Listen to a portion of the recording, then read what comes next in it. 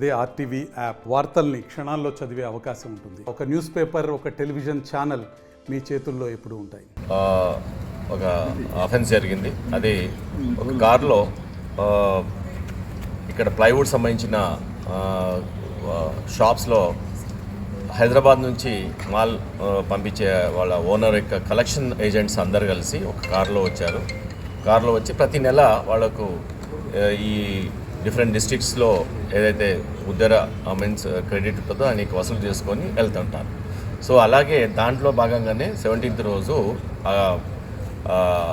వ్యాపారికి సంబంధించిన ఏజెంట్స్ అందరు కలిసి కారులో అన్ని కలెక్షన్ చేసుకొని అలాగే వేరే డిఫరెంట్ డిస్ట్రిక్ట్స్లో కలెక్షన్ చేసుకుంటూ మంచిర్యాలలో చేసుకొని మళ్ళీ ఆసిఫాబాద్లో కూడా చేసుకొని మళ్ళీ వెల్లంపల్లి దగ్గర అక్కడ టిఫిన్ చేయడానికి ఆగారు.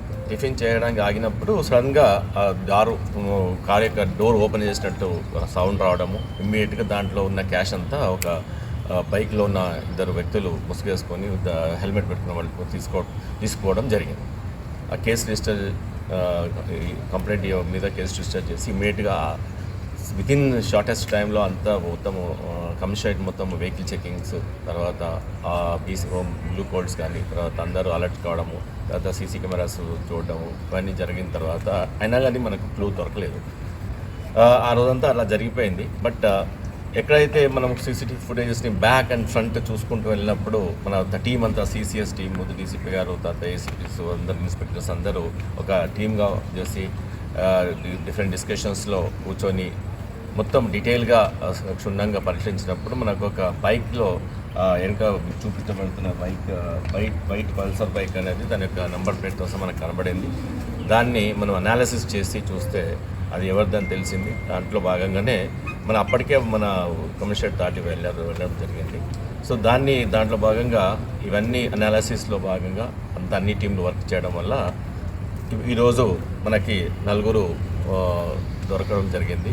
ఇక్కడ వాళ్ళు ఆల్రెడీ డబ్బులు తీసుకుపోయి మళ్ళీ కొన్ని రోజులు ఒక 1 డే ఇటు ఫారెస్ట్లలో ఉండేసి మళ్ళీ బ్యాక్ వస్తూ మనకు ఇక్కడ హైదరాబాద్ పోవడానికి ప్రయత్నం చేసినప్పుడు మనకు వెహికల్ చెకింగ్లో దొరికారు. సో దాంట్లో టోటల్గా మన కంప్లైంట్ 28 lakhs పోయిందని చెప్పి అందాజా మీద కంప్లైంట్ ఇవ్వడం జరిగింది. దాంట్లో వీళ్ళ దగ్గర అందరికి 24 lakhs వరకు, అలాగే 2 వెహికల్స్, సెల్ ఫోన్స్ కూడా మనం రికవర్ చేసాము. ఇంటాక్ట్ మొత్తం టోటల్గా ఇంకేదైనా ఈ మిస్ మ్యాచ్ ఏమైనా జరిగిందా, ఇక్కడ ఖర్చు పెట్టినది కూడా ఇంకా ఇంట్రాగేషన్లో తెలియదు.